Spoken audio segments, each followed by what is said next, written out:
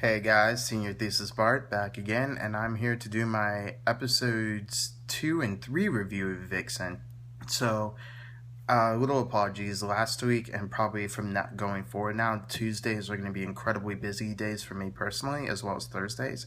So, for Vixen currently, and then for The Flash and iZombie, which I will be doing reviews of later on, when those air, the reviews will probably either come out incredibly late Thursday night or sometime Wednesday, because Thursdays are just very, very jam packed. A lot of stuff I need to get done Thursday and Tuesday, so those days will be a little bit on the tight schedule. Anyways, to the reviews of this week's and last week's Vixen.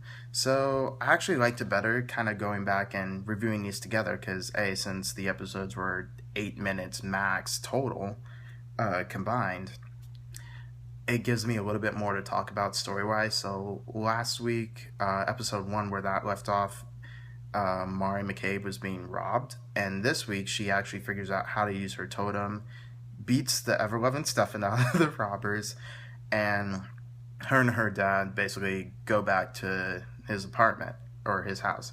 So then there's a little flashback explaining Mari's kind of problems with being adopted, kind of the personal things she has to go through in her relationship with her foster mother, which was nice, but I didn't necessarily feel it was necessary, but it was nice, so I'm kind of happy they added it. From there, she goes to see a professor who kind of specializes in this sort of mysticism and magical African totems and objects, and he kind of explains what it is to her. And then as soon as she leaves, he gets on the phone with some mysterious lady in the car and is like, well, she knows about the totem. She beat up the gang members you hired. And so now we have a new villain who's going to be introduced in episode 4 through 6, hopefully, at least in episode 4, because it's in 5 and 6, it'll feel more rushed than it already has. And that leads off episode 2. Now, episode 3 starts with Mari kind of explaining what she thinks the totem is and how it works, and then showing it off to her dad, just going through kind of practicing with herself and going through that process, which was really nice because he's like, I need a drink and I don't believe this. And it actually explains that Mari was in Central City. She has been there. She knows all about the metahumans that happen there. So a little bit of Flash crossover.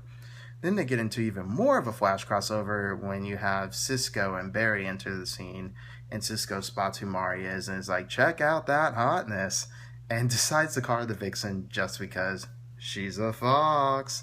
So that was really funny. And Barry decides to get help dealing with this outside of Central City case, and the episode more or less ends with Mari's dad opening the door, the Arrow and the Flash being there, Mari seeing them running, and then Barry and Oliver running after her, and that really ends the episode. So overall, I'd give these a solid 8. I really did like those episodes. I really do like this series so far, so you should definitely go watch it.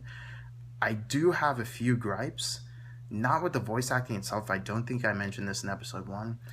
But with animated Oliver Queen's kind of facial expressions in the first episode, and just kind of how they've animated his face now, doesn't really fit for me. Not to say it's any bad, it's definitely high quality work. The whole show is super high quality. It's just that for the faces don't necessarily match up, and they kind of take away from the whole experience of it all.